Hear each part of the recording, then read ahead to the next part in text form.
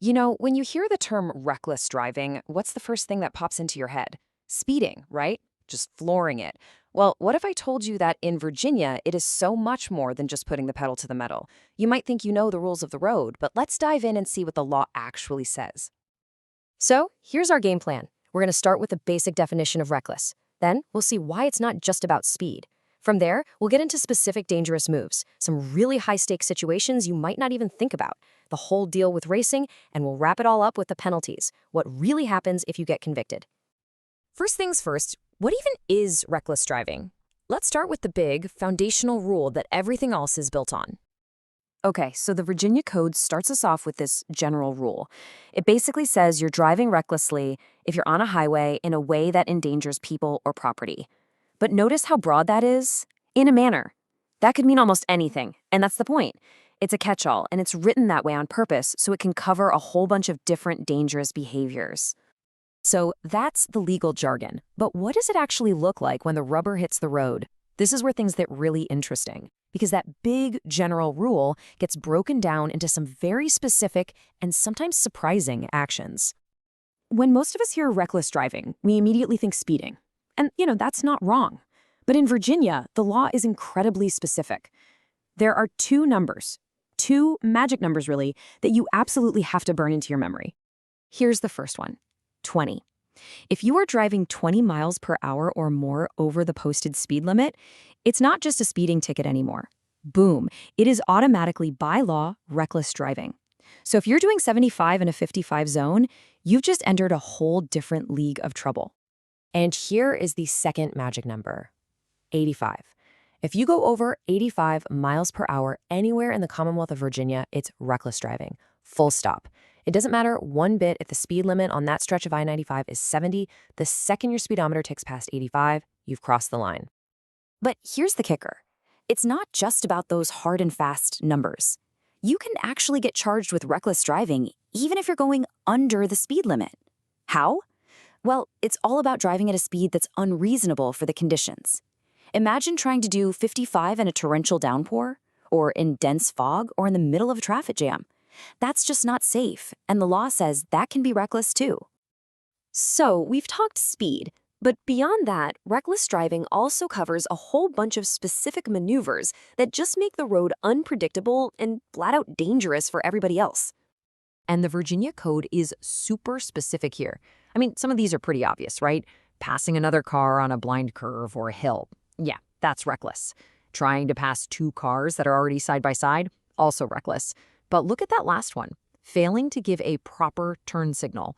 Even something that seems that minor can be considered reckless. The common thread here is pretty clear. If your actions create unexpected danger, they're taken very, very seriously. Okay, let's get into some really high-stakes situations. These are scenarios you could run into any day, but if you handle them the wrong way, the law immediately bumps it up to reckless driving. This one is a big one, the school bus rule. You see a school bus stopped. Its red lights are flashing, the stop sign is out, you stop. It's that simple.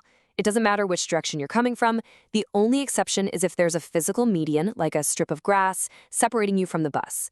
Passing a stopped school bus isn't just a ticket. It's a reckless driving charge, because protecting kids is priority number one. And check this out. This is really interesting. Reckless driving isn't always about a choice you make in the moment. It can also be about your car itself. This quote from the code makes it plain as day. If your car isn't under proper control because of, say, bad brakes, or your view is blocked by all the stuff you've got piled in the car, that can be reckless driving. The responsibility is on you, the driver, to make sure your vehicle is actually safe to be on the road. You've probably heard of the move over law. Well, in Virginia, it has some serious teeth. If you're coming up on a stationary emergency vehicle, police, fire, ambulance, and their lights are flashing, you are required by law to move over a lane if you can safely do it. If you can't, you have to slow down. Failing to do that isn't just discourteous, it's considered reckless driving, because you're endangering the lives of those first responders.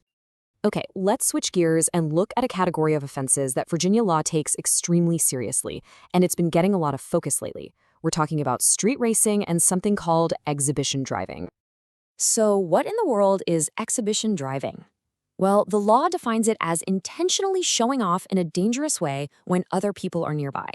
We're talking about doing burnouts, spinning donuts, zigzagging through traffic, or even crazier things like having somebody ride on the hood or the roof of the car. Those street takeover events you see online, this law is targeting them specifically, and it's a form of reckless driving. And get this, the law doesn't just go after the drivers. If you help make a race or one of these exhibitions happen, like if you're the one blocking an interception so they can do their thing, you can be charged with a Class 1 misdemeanor. And the penalties escalate fast if someone gets hurt. Causing a serious injury can be a felony, and causing a death can land someone in prison for up to 20 years. The message is loud and clear. The entire event is illegal, not just the driving part. All right, so we've gone through the whole laundry list of what counts as reckless driving. But, so what? What actually happens if you're convicted? Let's talk about the real-world consequences. Now, this right here is the most important thing to understand. In Virginia, reckless driving is not a simple traffic ticket. I'm going to say that again. It is a Class 1 misdemeanor. That's the most serious type of misdemeanor, putting it on the same level as things like a first offense DUI or assault. A conviction means a permanent criminal record, not just a few points on your license. And this table really spells it out. A Class 1 misdemeanor for reckless driving could mean up to a year in jail and a fine of up to $2,500. But there is a potential off-ramp. A judge has the power to reduce a reckless driving charge down to improper driving. And that is a huge deal because improper driving is just a traffic infraction with a max fine of $500. No criminal record, no jail time. It's an option if the judge thinks the driver's actions were really only slightly at fault. So when you add it all up, the specific speed rules, the dangerous passing, the school buses, even just the condition of your car, it's pretty obvious that reckless driving in Virginia is a much bigger, much more serious offense than a lot of people realize. It's not just about being a speed demon. It really makes you think, doesn't it? Knowing all these specifics, does it change how you think about your own daily drive?